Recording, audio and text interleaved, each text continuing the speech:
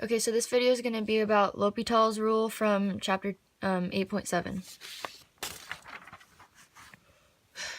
Okay, so L'Hopital's rule is, so basically let f and g be functions that are differentiable on the open interval AB containing c except possibly at c.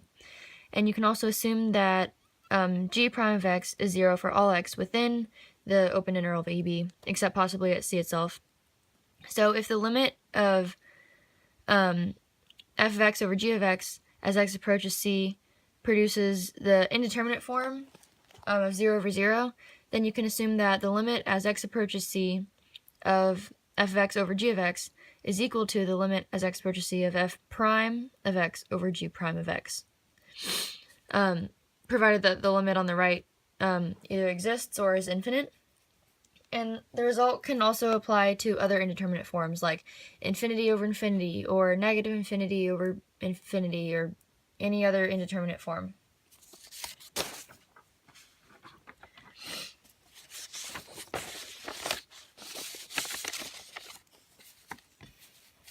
Okay, this is our first example. Okay, so we're asked to find the limit as x approaches infinity of 3x squared minus 2x over 4 minus 9x squared.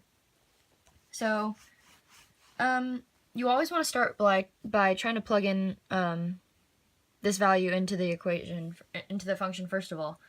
So if you plug in infinity for x, you'll get infinity over infinity, or infinity over negative infinity, because it's just exponential growth, and it'll get really big, so it'll just go to infinity. So if by plugging in infinity into x, you'll get infinity over negative infinity. So this means that it's indeterminate, and you always want to make sure you write indeterminate after you prove that it's infinity over negative infinity. Okay, so it's indeterminate, so you can use L'Hopital's rule then. So you can say the limit as x approaches infinity, and then you want to find the derivative of the numerator, and you also want to find the derivative of the denominator. So the derivative of the numerator would be 6x minus 2, and that'll be over the derivative of the bottom, which is negative 18x.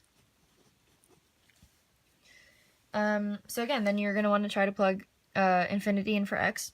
But again, you're going to find that by plugging that in, you're going to still get infinity over negative infinity. Because 6 times infinity is infinity, and negative 18 times infinity is negative infinity. So that's okay. You can still have an indeterminate form. That just means you have to find the derivative again of the top and the bottom. So the limit as x approaches infinity. Now the derivative of the top is 6, and the derivative of the bottom is negative 18. And this will just be a value. So that'll equal negative 1/3. And that's the limit. So you can also, you probably didn't even have to do that much work to start off with to solve this anyways, because you can look at the leading coefficients. So you can rewrite this function as the limit, or as you'll see that the leading coefficient is 3 in the 3x squared, and then negative 9 in negative 9x squared. So by looking at these two terms, you can see that the exponents are the same. So you can just look at the leading coefficients, which is 3 over negative 9. 3 over negative 9 is negative 1/3. So you could have just looked at it that way also. There's many different ways to solve these.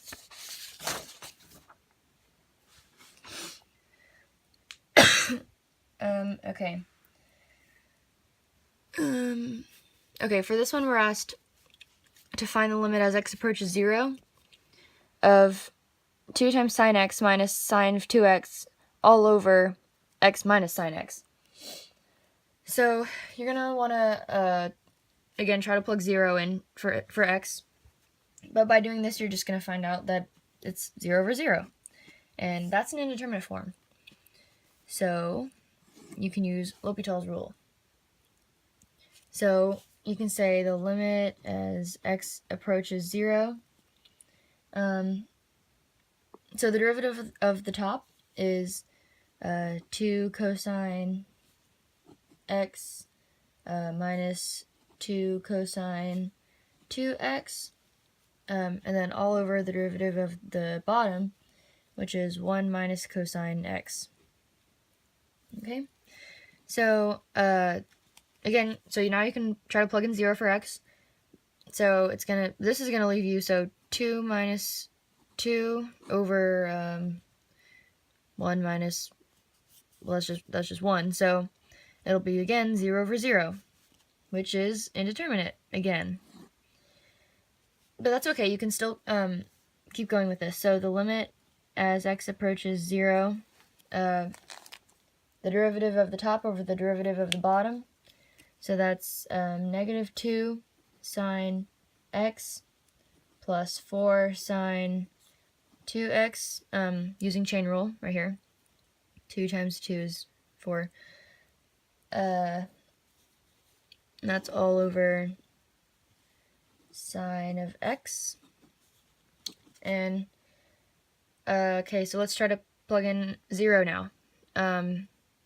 Plugging in 0, that'll just give you 0 over 0.